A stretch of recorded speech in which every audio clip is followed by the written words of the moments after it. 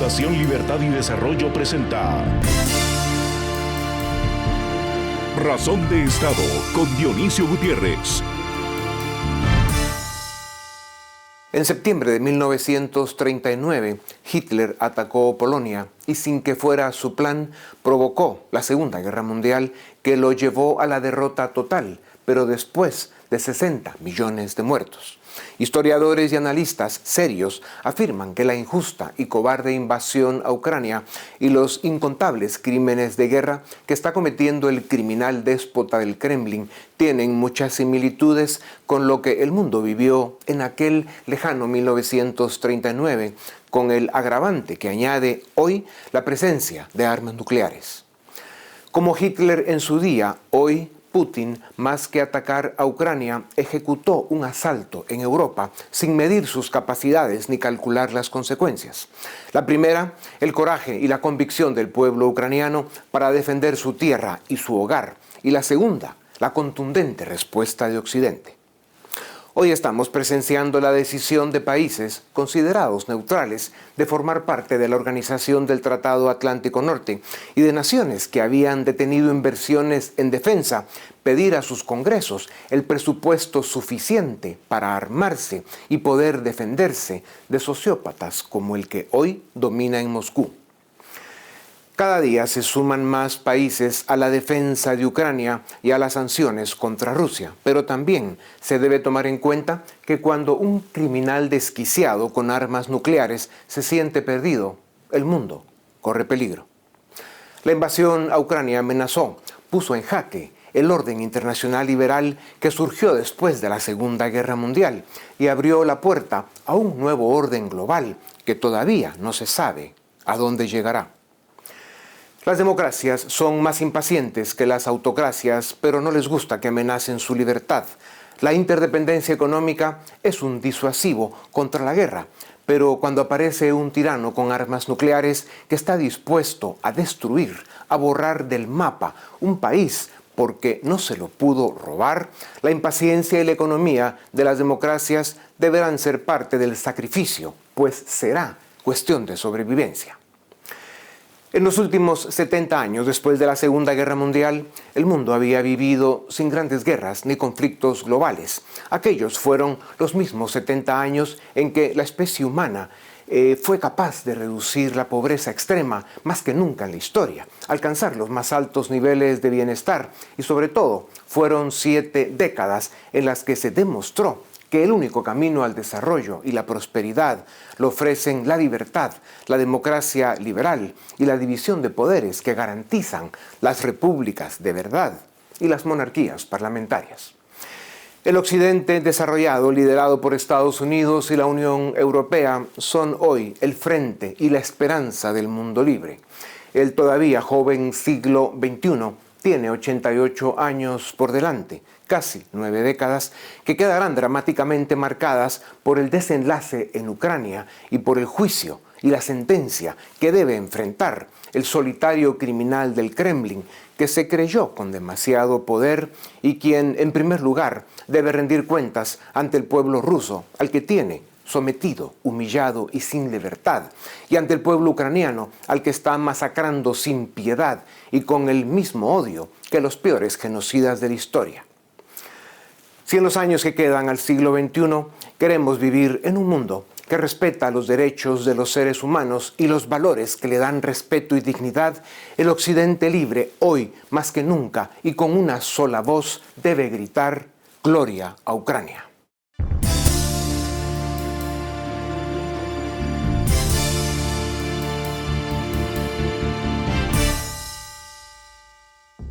Las democracias liberales que surgieron en el siglo XVIII y XIX se convirtieron en el occidente desarrollado que trajo paz y prosperidad a muchas naciones del planeta durante 70 años y hasta la primera década del siglo XXI. A partir de los ataques terroristas de 2001 en Estados Unidos, el mundo cambió y quedó sumergido en un oscuro ajedrez geopolítico, con China y Rusia como sospechosos principales, parte del Oriente Medio como fuente constante de conflicto, y América Latina entró en un laberinto de incompetencia, corrupción, populismo y narcotráfico del que, por el momento, solo 5 países se salvan. A la complejidad geopolítica que llega con el siglo XXI, con los delirios de un imperialismo global por parte de China y la consolidación de un sociópata en el Kremlin, se sumó una sucesión de crisis y sobresaltos políticos y económicos de los que no logramos salir, con una economía global que se hace cada día más volátil e insuficiente. A partir de 2020, para agregar drama a lo que ya vivía el mundo, la naturaleza nos envió una pandemia y el tirano genocida de Moscú ejecutó su cobarde y criminal invasión a Ucrania.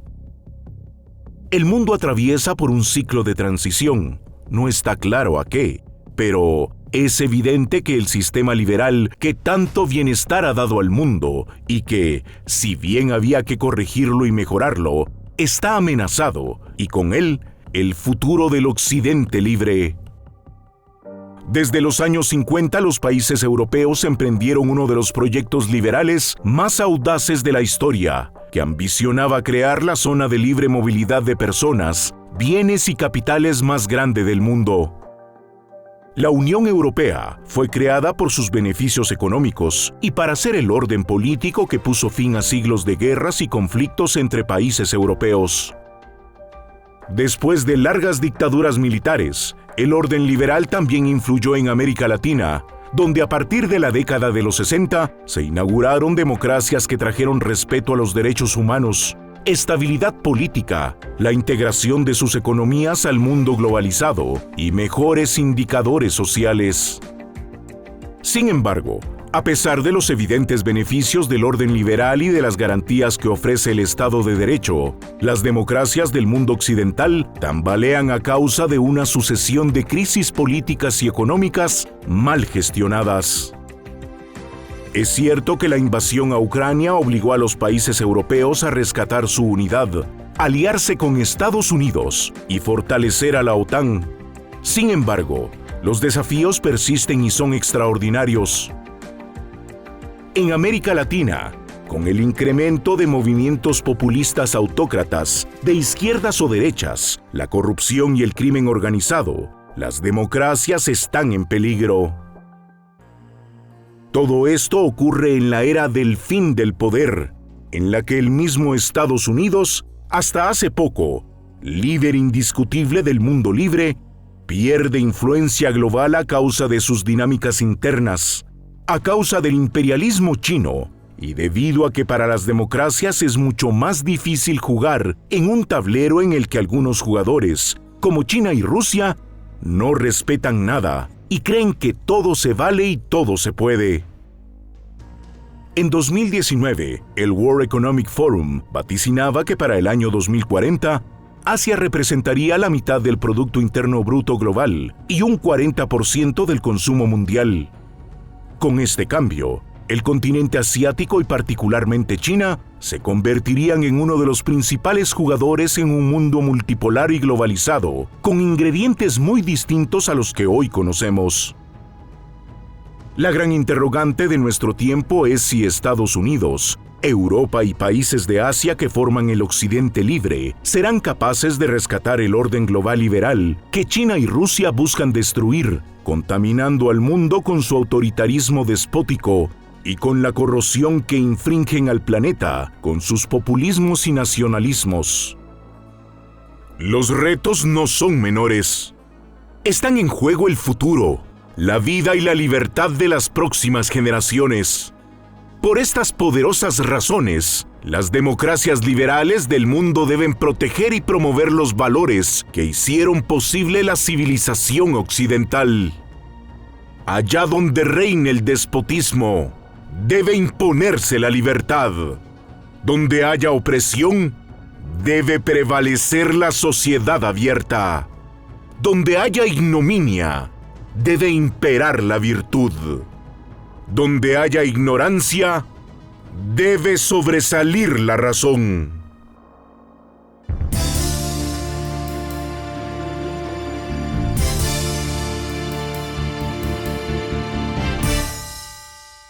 Cada semana, la política del mundo encuentra la forma de sorprendernos y con mucha frecuencia asustarnos.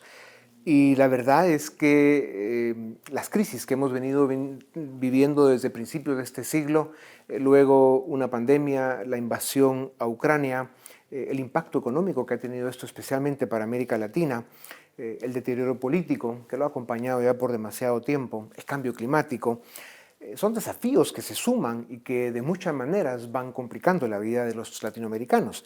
Para hablar sobre el estado de salud del orden liberal en el mundo y sobre el futuro realmente de la política y de los pueblos, no solo del mundo, sino especialmente de América Latina, tengo el gusto de presentarles a Rafael Calduch Cervera, doctor en Ciencias Políticas y Económicas. Es catedrático de Derecho Internacional Público y Relaciones Internacionales en la Universidad Complutense de Madrid y profesor de la Escuela Superior de las Fuerzas Armadas de España y de la Academia Militar de Saint-Cyr de Francia. Ha sido director de importantes instituciones relacionadas a los estudios y las relaciones internacionales. Doctor Calduch, bienvenido a Razón de Estado. Muchas gracias. Doctor, lo que llamamos el orden internacional liberal, es decir, ese orden que surgió después de la Segunda Guerra Mundial, parece estar en crisis. El occidente desarrollado tiene problemas, Latinoamérica está fuera de control.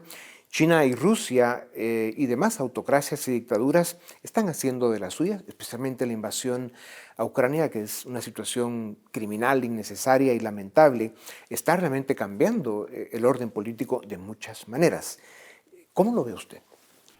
Lo veo como una etapa de transición entre dos sistemas internacionales. Un sistema que está en crisis de decadencia, que es un sistema que efectivamente tiene un cambio de signo muy claro liberal a partir de la Segunda Guerra Mundial, pero que el origen de ese sistema internacional es mucho más antiguo. De hecho, se rastrea desde finales del siglo XVIII. Por tanto, es un sistema internacional que se ha ido desarrollando y que está ya agotándose. Y un sistema internacional que está emergiendo de la mano de cambios estructurales. Uno de ellos, probablemente el más significativo, es el que está vinculado con la hiperconectividad que ha generado una nueva comunicación de masas, que es Internet. Internet ha convertido lo que era un proceso de mundialización que se hizo en el sistema anterior en un proceso de globalización. ¿Cuál es la diferencia? La diferencia es muy clara. La mundialización se hizo transfiriendo los desarrollos de unos países dominantes, metrópolis, a las colonias. Por tanto, de unos países a otros, mientras que la globalización surge vinculada a problemas que son universales. Por ejemplo, apuntaba antes el del medio ambiente. Claro, el problema del calentamiento global es global, y si no se aborda globalmente, no se va a resolver. Es decir, que lo hagan algunos países pero otros no, por ejemplo China se resista a hacerlo, eso no ayuda a que se resuelva el problema porque es global, ¿no? El tema de los derechos humanos es universal. Si se sigue violentando derechos humanos en algunos países, eso afecta a la credibilidad de todo el sistema de derechos humanos. Por tanto, ¿qué es lo que ocurre? Que estamos como en todas las transiciones. Y pongo un ejemplo para que nos entienda nuestro público. La adolescencia es una etapa de transición entre la niñez y la edad adulta, ¿no? Como todas las transiciones, lo anterior no ha desaparecido y lo nuevo no está consolidado. Y en ese cruce de contradicciones es donde nos estamos moviendo actualmente. Claro, con muchos golpes, caídas y heridas, ¿no? Doctor Calduch, y cuando usted habla de un cambio en el orden internacional y que estamos en la transición, ¿cómo ve usted el fenómeno de la China, ¿no? Que en 1978 era más o menos el 2% de la economía mundial, pasó a ser el 18% ya en el 2021. O sea, dicen ellos haber sacado a 770 millones de chinos de la pobreza extrema durante los últimos 40 años. Y luego pues dicen haber bajado los niveles de pobreza a un dígito. ¿Es sostenible un crecimiento económico sin libertades políticas? ¿Es sostenible el modelo chino?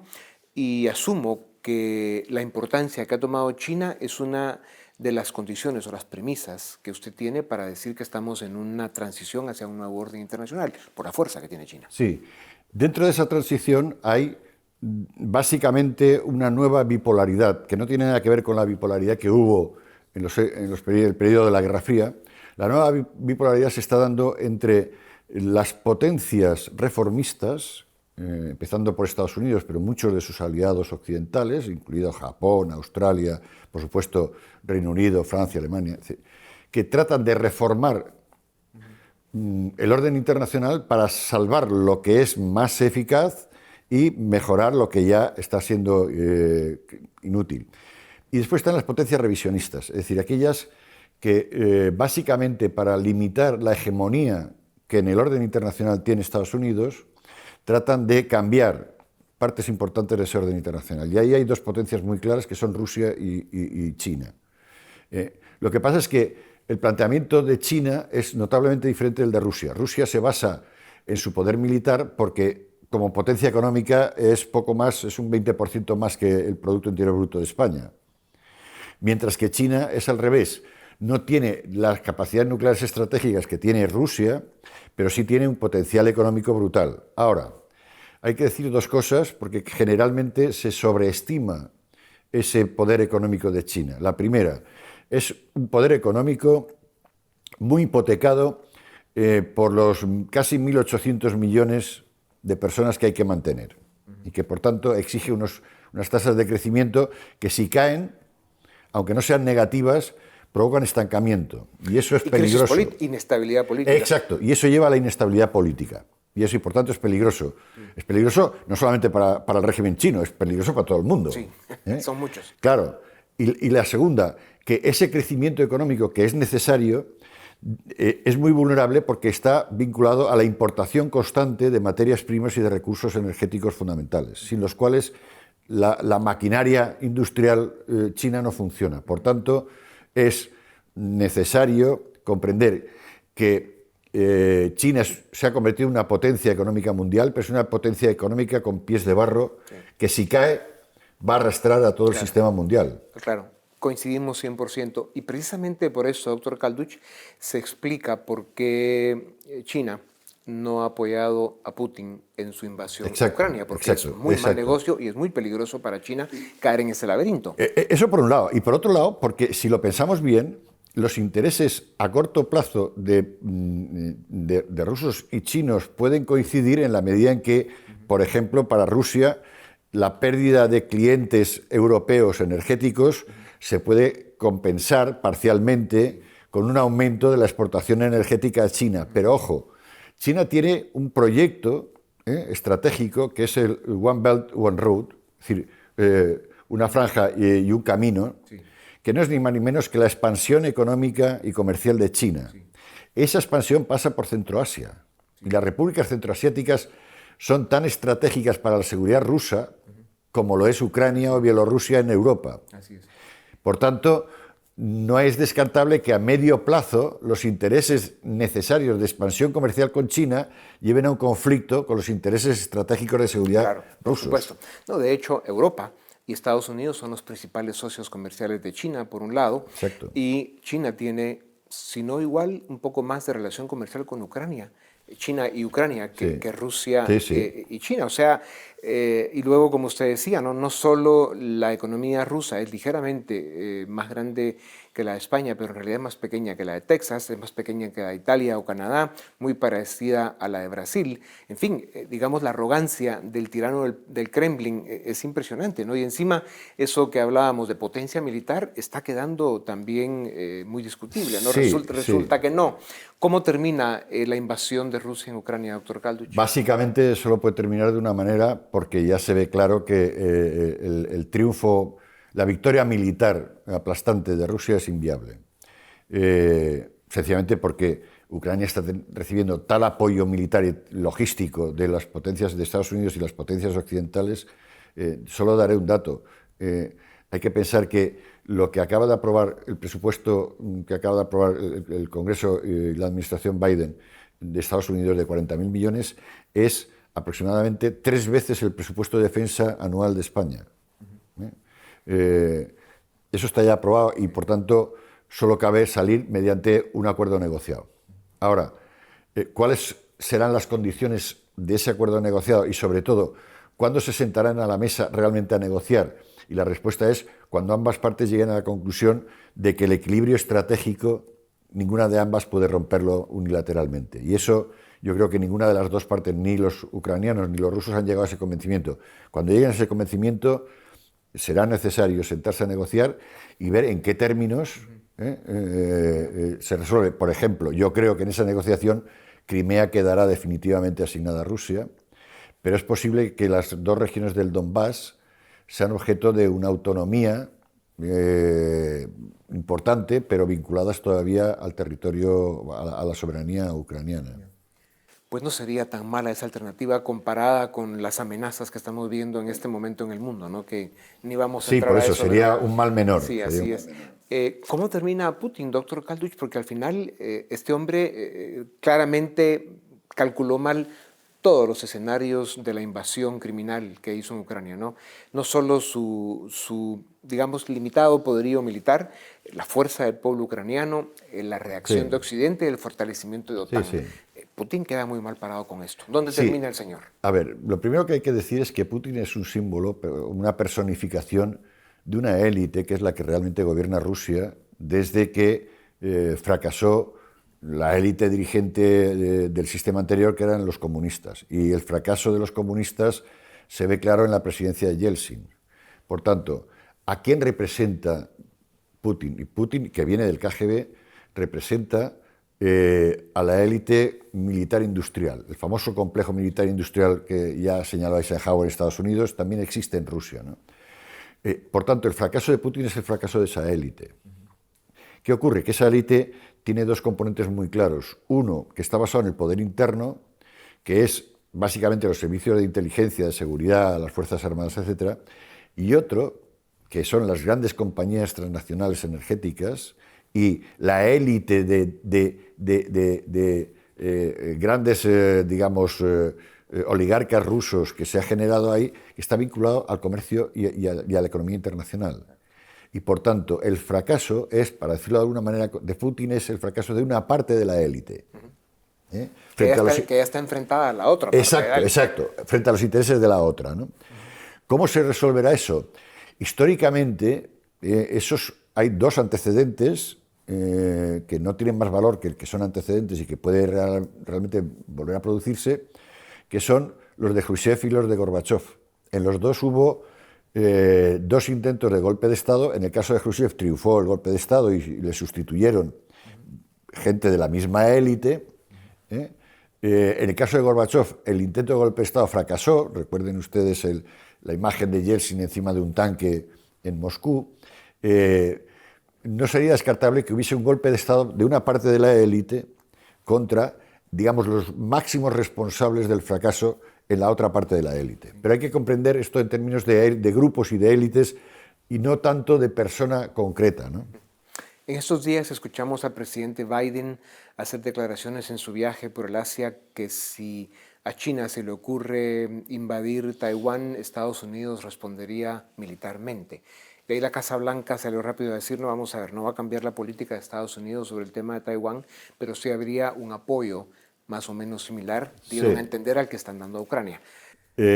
También sobre eso hay que decir dos cosas. La primera, que las declaraciones del presidente Biden a mí me recuerdan las declaraciones que hacía al principio de la guerra Putin diciendo si entran Suecia y Finlandia tomaremos medidas drásticas, incluso podríamos escalar hacia nada, eso son declaraciones, son brindis al sol, no son ejecutables.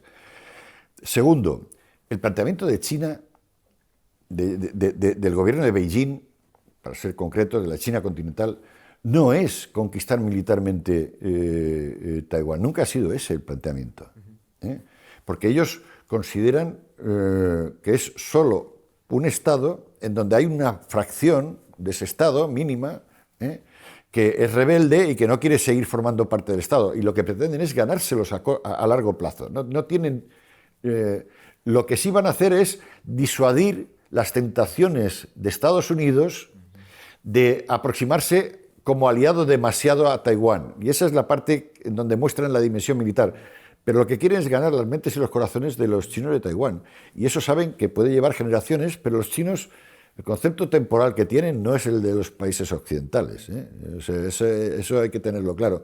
Por tanto, solo si viesen que, por ejemplo, Estados Unidos montase una base militar o naval en Taiwán, es decir, que quisiese convertir esa parte de lo que consideran su único Estado, por eso ellos hablan de dos Chinas, un Estado, ¿no?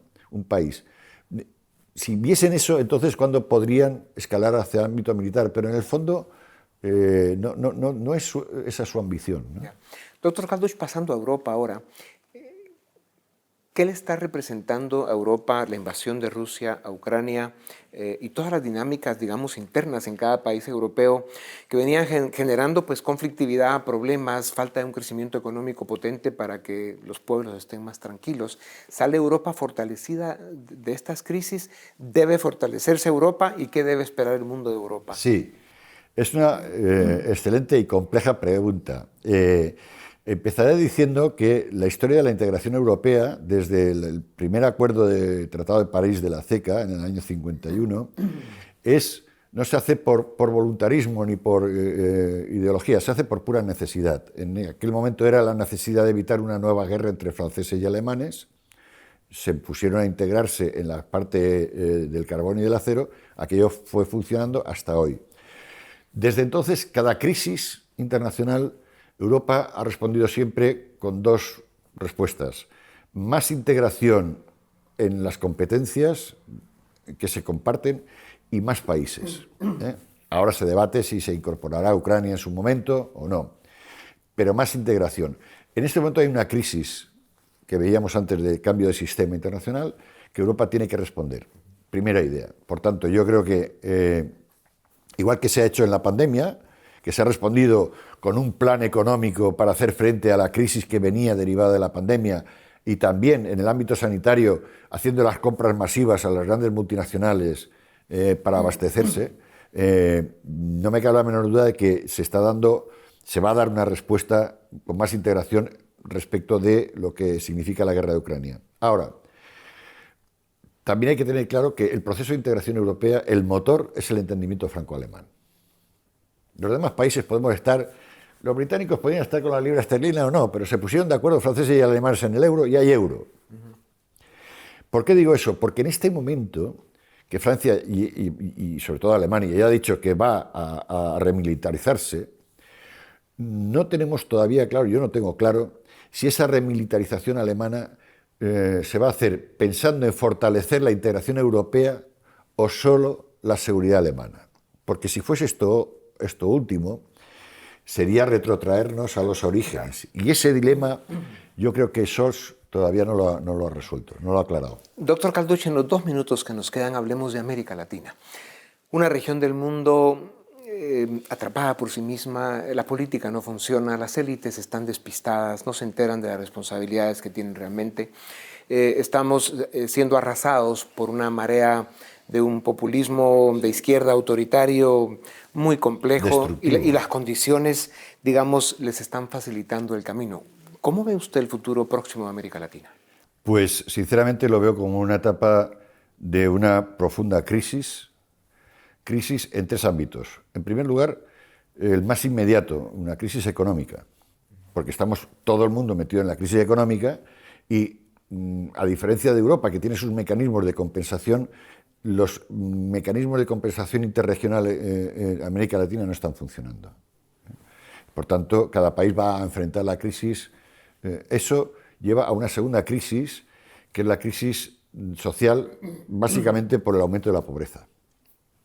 Y eso va a generar tensiones dentro de los países, inestabilidad, inseguridad ciudadana, inestabilidad política, que es la que va a propiciar la tercera crisis, que es la crisis política, que es la crisis de las élites políticas. Esa crisis aparentemente se quiere resolver con los discursos populistas, pero los discursos populistas tienen poco recorrido. Como decimos en España, son pan para hoy y hambre para mañana. A partir de ahí, yo, por ejemplo, veo que un país que tenía cierta estabilidad económica, como era Chile, va a ser arruinado en cuestión de 4 o 5 años, por la inestabilidad política. He leído el proyecto de Constitución y ahí hay artículos que son auténticos disparates, imposibles de realizar, pero que van a servir para arruinar lo que ya se tenía. de estabilidad y de organización política, por poner un ejemplo, ¿no? Podríamos continuar con el caso de Argentina, etcétera. En este momento hay un riesgo de cuál va a ser el futuro inmediato de Colombia, porque si efectivamente se impone el discurso populista, pues van a tener un problema muy serio, ¿no? Por eso es tan importante que España se reencuentre a sí misma para que vuelva de muchas maneras a liderar Iberoamérica, ¿no? Con los valores liberales de Occidente, que son al final los que han traído más bienestar a la Ya humanidad. me gustaría que eso ocurriera, ¿eh? Espero que ocurra dentro de poco en las próximas elecciones, pero las esperanzas son libres y los hechos son, como decía Unamuno, la realidad es muy tozuda. Sí, así es. Pues doctor Caldos, qué privilegio compartir tribuna con usted. Sin duda alguna, su experiencia y su conocimiento son muy necesarios en este ciclo que está viviendo la especie humana. Muchas gracias, ha sido un placer compartir. Gracias. A ustedes también, gracias. Esto es Razón de Estado.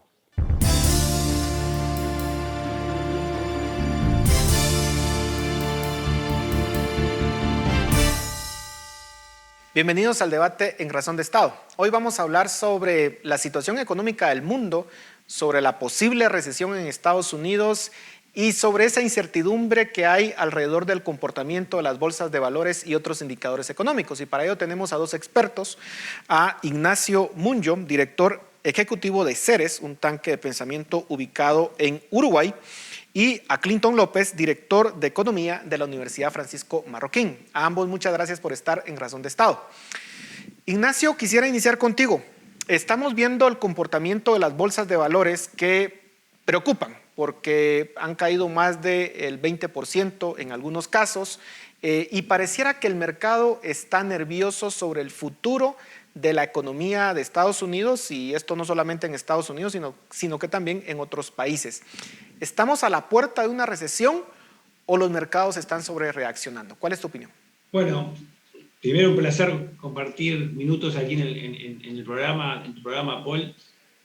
No es tan obvio que estemos en la puerta de una recesión, por más de que se hable del tema. Sí, lo que es claro es que hay una situación extraordinaria a nivel financiero internacional, no solo en Estados Unidos, sino en los países, casi todos los países avanzados, de una inflación que es un problema no esperado, de una magnitud bastante más grande de la que se pensaba. Recordemos que hace poco tiempo había muchos que todavía decían que era un fenómeno transitorio en lugar de un fenómeno permanente. O sea, esta inflación persistente y elevada en Estados Unidos está generando obviamente una expectativa de aumento de tasas de interés por parte de la Reserva Federal, como se está concretando en estos momentos, en estos días, y que se seguirá viendo en las próximas reuniones. Pero más importante aún, una respuesta de las tasas de largo plazo. Por ejemplo, a mí la tasa que más me gusta mirar como indicador, como termómetro de los mercados financieros internacionales, es la tasa de los bonos del Tesoro a 10 años de Estados Unidos, que está cortando ya hace rato el 3% y sigue subiendo, y que es el que cambia el humor de los mercados, no solo de las bolsas, porque básicamente es la tasa libre de riesgo, ¿no? Y cuando sube la tasa libre de riesgo mueve el resto de los indicadores del mercado, sino también para las economías emergentes, para América Latina, para nosotros, tiene consecuencias muy relevantes. Así que a mí me preocupa por ese lado lo que estamos viviendo, porque haya una suba mayor a lo esperada de las tasas de interés globales que encarezcan el financiamiento para América Latina, para nuestras economías, no solo para el sector público, que se endeuda en los mercados, muchos de nosotros, sino también para el sector privado, que recibe inversión extranjera directa, y al subir las tasas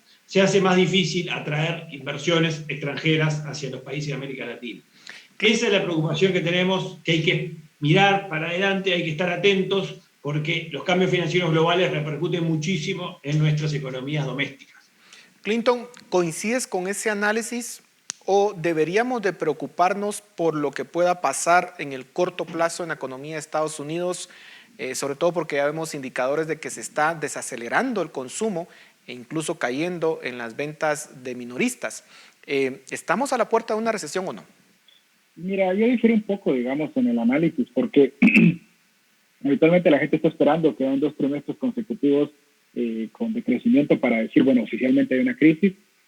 Los forecasts ya están de que el segundo trimestre también va a ser negativo en el crecimiento de Estados Unidos, entonces oficialmente ya la tendrían, pero yo creo que ya estamos en el desarrollo de una crisis. Yo creo que lo que no sabemos es qué tan profunda va a ser. Eso no lo podemos saber, digamos. Si al final puede ser una crisis leve, digamos, o puede ser más profunda de lo pensado. Basta con ver, digamos, no ha habido una caída sharp en los mercados, digamos, como ha habido en otras ocasiones, pero si tú miras, por ejemplo, los year to date, desde diciembre terminó de crecer y de enero para acá, Standard & Poor's 500, Dow Jones, Nasdaq, las criptomonedas vienen constantemente a la baja. Y yo creo, digamos, que al final es simplemente el proceso natural de desinflar, digamos, todas las burbujas que se armaron en función del exceso de liquidez que se creó por la pandemia de COVID.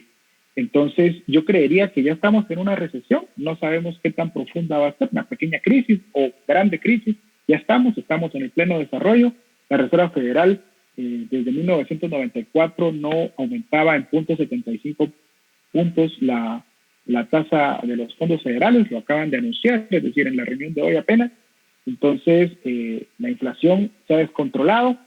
Yo creo que el tema de la inflación, digamos, más que si era transitoria o era permanente, porque para que sea permanente tiene que estar imprimido permanentemente, ¿no? Si no, eventualmente va a cesar el efecto inflacionario, pero yo creo que llevaron a una discusión dicotómica falsa entre si era por cadena de suministros o shock de oferta por el tema de COVID, o si era por un tema de exceso de medios de pago creados por los bancos centrales, no solo Estados Unidos, sino básicamente el mundo, inclusive guatemalteco hizo emisiones extraordinarias por emergencia, y entonces yo creo que es un efecto de los dos, ¿no? Las restricciones que pusieron a la producción por el COVID la estamos pagando porque hubieron retrasos, aparte hemos tenido disrupción de la cadena de suministros, y eso aunado al gran exceso de liquidez que está circulando en los mercados y que se había acumulado, creo yo, sobre todo en los mercados de capitales, se está desinflando. Entonces, diría yo que muy probablemente sí estamos en el desarrollo de una crisis, solo tenemos que ver qué tan profunda es, porque seguramente se hicieron excesos de inversión y malas inversiones que no debieron de haberse hecho, pero con la liquidez excesiva que había, era viable, ¿no? Ahora, una de las discusiones que ya introducías, Clinton, es el tema de las razones de la inflación. Y aquí quisiera preguntarte, Ignacio, esas razones, porque algunos dicen, vean, es incorrecto que los bancos centrales estén aumentando las tasas de interés cuando el motivo principal, algunos lo interpretan, es por el tema de las cadenas de suministro, los cuellos de botella en las cadenas de suministro, y además la guerra en Ucrania. Si esas son las dos razones principales, los bancos centrales no deberían de estar aumentando las tasas de interés. ¿Cuál es tu lectura, Ignacio?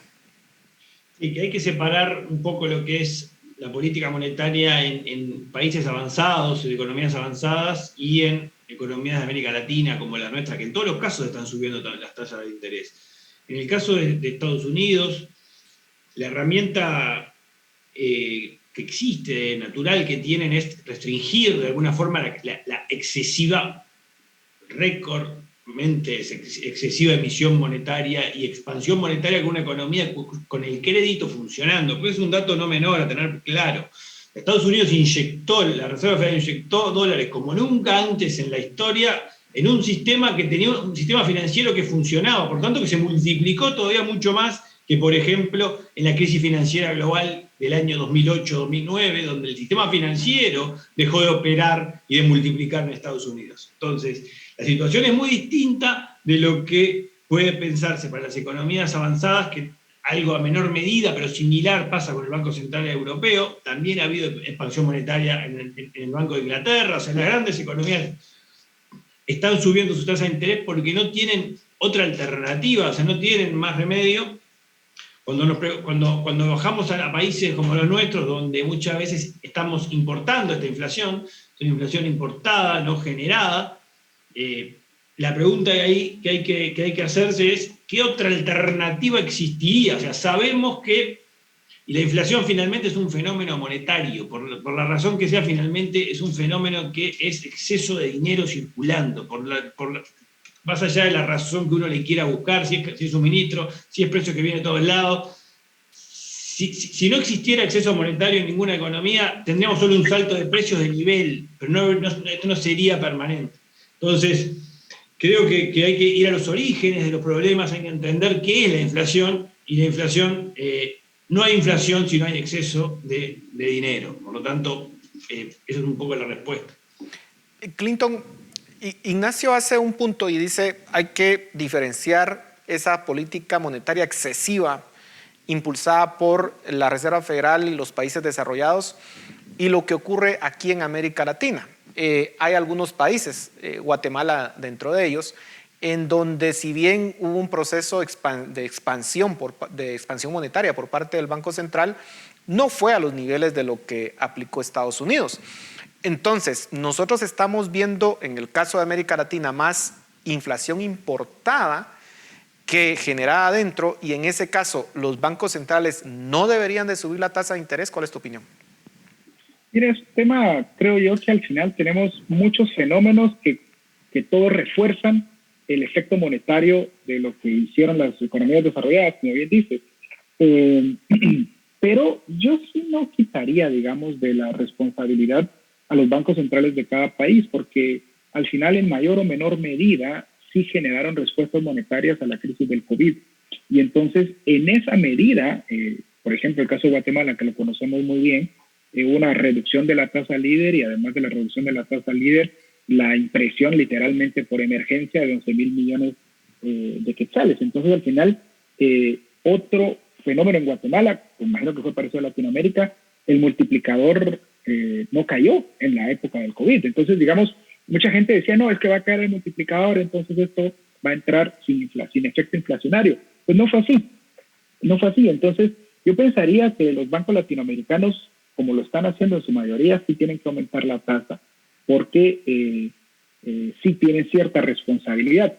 Probablemente, y como tú dices, digamos, no pueden controlar toda la inflación, porque si hay un fenómeno mundial de inflación, por ejemplo, nosotros en Guatemala nos llega a través de las remesas, ¿no? El efecto de liquidez en Estados Unidos nos ha inundado de dólares, ¿no? Y ahí también habría tela que cortar, porque tenemos un incremento en migración aparentemente también, no únicamente por el efecto de liquidez, pero con lo que está pasando en Estados Unidos vamos a tener un segundo semestre con por lo menos menor crecimiento de las remesas de lo que vienen trayendo. Y al final, mira, como bien decía nuestro amigo uruguayo, sí, es un fenómeno monetario en relación a la producción. Y entonces tenemos efectos concomitantes apuntando a que los precios sigan aumentando, el efecto de la guerra, la cadena de suministros. Entonces, al final, no hay otra herramienta, digamos, a corto plazo que se pueda hacer, y que si dejamos fluir la inflación, tú sabes que se pueden desanclar las expectativas y generar más daños a largo plazo. Además de que si siguen manteniendo una tasa de interés tan baja como la que han mantenido en los últimos años, van a seguir promoviendo inversiones que no son rentables y van a generar una crisis más profunda, solo que a un tiempo plazo, ¿no? Entonces, yo creería que no hay otra solución más que aumentar las tasas de interés y tomando en cuenta el riesgo país, ¿no? Guatemala no puede seguir manteniendo, por ejemplo, un diferencial prácticamente nulo con la tasa de interés de los fondos federales de Estados Unidos. Ignacio, es una pregunta que les quiero plantear a ambos. ¿Con qué periodo de la historia podemos comparar lo que estamos pasando actualmente? Porque para poder proyectar algunos escenarios tenemos que ir un poco al pasado. Está pareciéndose más esta situación a lo que se vivió a finales de los años 70 y principios de los años 80, o se está pareciendo más a la burbuja de las .com en Estados Unidos en los años 2000, o lo que sucedió en Estados Unidos a finales de los 80. ¿Con qué podemos comparar lo que está sucediendo actualmente? Empezamos contigo, Ignacio. Bueno, es difícil. Creo que no hay un escenario similar como para tomar como ancla. Sí hay que entender, creo que es más útil que pensar en ir a buscar algo parecido atrás, entender lo que estamos viviendo y pensando en la región, ¿no? A mí me gusta mucho pensar en América Latina, nosotros estamos permanentemente analizando la región. Hay una gran oportunidad para América Latina en este escenario global. La guerra de Ucrania ha generado para Europa un posicionamiento diferente con respecto a América Latina, para los mercados internacionales también. específicamente para los países de América Latina que son exportadores netos de alimentos. Hay una gran oportunidad en este mundo preocupado por la seguridad alimenticia, no solo en Europa. También hay una gran oportunidad para los productores de energías renovables, por ejemplo, hidrógeno verde, o sea, que la región tiene capacidades. Entonces yo miraría como un momento en el cual América Latina tiene que consolidar sus instituciones. Acá está el desafío que hoy tiene la región, porque hoy se presenta como una región con instituciones débiles, para poder potenciar una oportunidad económica que se les puede dar en los próximos años. El gran desafío regional es consolidar la calidad de las instituciones democráticas, y no solo la elección de un gobierno, sino la calidad de cómo se generan y se procesan las políticas públicas. Ahí está la clave que hoy tiene que procesar América Latina para poder aprovechar este contexto que creo que es nuevo, es único, y que tiene una incertidumbre gigantesca por el lado financiero. Yo creo que hoy es muy difícil saber qué va a pasar con los instrumentos financieros, fundamentalmente porque todo el sistema monetario global está en crisis, en duda. O sea, vengo de tener varias reuniones a nivel internacional, por ejemplo, en el Emerging Market Forum en París hace un mes atrás, y estaba presente el presidente del Banco Central de Japón, el presidente del Banco de Francia, expresidente del Banco Central de Israel, discutiendo en una mesa, coincidían de que el régimen actual, con una moneda fundamentalmente el dólar, que hace ya 50 años que no tiene respaldo en oro, que se ha abusado de su emisión, que se ha perdido el ancla, está generando una estabilidad enorme, y aparecen las criptomonedas que generan a su vez más inestabilidad. Entonces, tenemos una crisis no resuelta, que no hay un indicio claro. Lo que se dice, habría que pensar en una especie de Bretton Woods, una especie de acuerdo financiero global como el que hubo a la salida de la Segunda Guerra Mundial, pero no están dadas las condiciones políticas para que se diera eso. En definitiva, para redondear, hay mucha incertidumbre financiera, pero hay, en términos de demanda, creo que para algunos países, fundamentalmente los exportadores de la región, posibilidades muy buenas para el futuro. Clinton, ¿con qué lo comparamos y más oportunidades que riesgos para América Latina? A ver, yo creo que no tiene comparativos directos históricos, porque si te pones a pensar puede ser que tenga una característica de cada época, ¿no? Porque, por ejemplo, digamos, el tema de la crisis de la OPEP, digamos, puede ser que tenga algún paralelismo, digamos, ahora por el problema de la guerra de Ucrania y con el tema del petróleo ruso, con el tema del gas ruso, pero yo creo que es sin precedentes en el sentido de que lo estamos pagando la intromisión de los gobiernos de una forma tan violenta para la pandemia. Es decir, digamos, no fue una intromisión única, exclusivamente monetaria y fiscal, porque hicieron unos desmanes que no habían hecho, digamos, con anterioridad en la magnitud que lo hicieron para la pandemia, pero además mezclado con paralizar la economía, y paralizaron la economía prácticamente a nivel mundial. Entonces, los retardos y lo que se dejó de producir, digamos, creo que lo vamos a pagar con creces, y lo estamos empezando a pagar ya. Y también hay otro elemento que es totalmente nuevo, creo yo, y es el tema de las criptomonedas, porque es una proliferación, que hoy se lo podrías vincular, si quieres, un poquito con el dot-com crash del 2001, que hay una proliferación, digamos, de compañías de criptomonedas, que ayer me estaba enterando, digamos, que hay bastantes al borde del colapso, ¿no?, de la quiebra, y habían personas que lo estaban comparando ya con, que era el equivalente, digamos, las quiebras de las firmas de criptomonedas con Lehman Brothers, porque no todo funciona como pretendíamos que funcionara. Empezaron el Bitcoin como una noción de moneda privada, digamos, que te protegiera de los desmanes inflacionarios de los bancos centrales, pero nunca lograron convertirse plenamente en monedas, sino que terminaron siendo activos financieros de inversión especulativa. Y ahorita estaba viendo, ¿no? Es decir, si tú miras, como te decía al principio, todos los indicadores de las criptomonedas, de los mercados accionarios, de enero para acá vienen en caída permanente,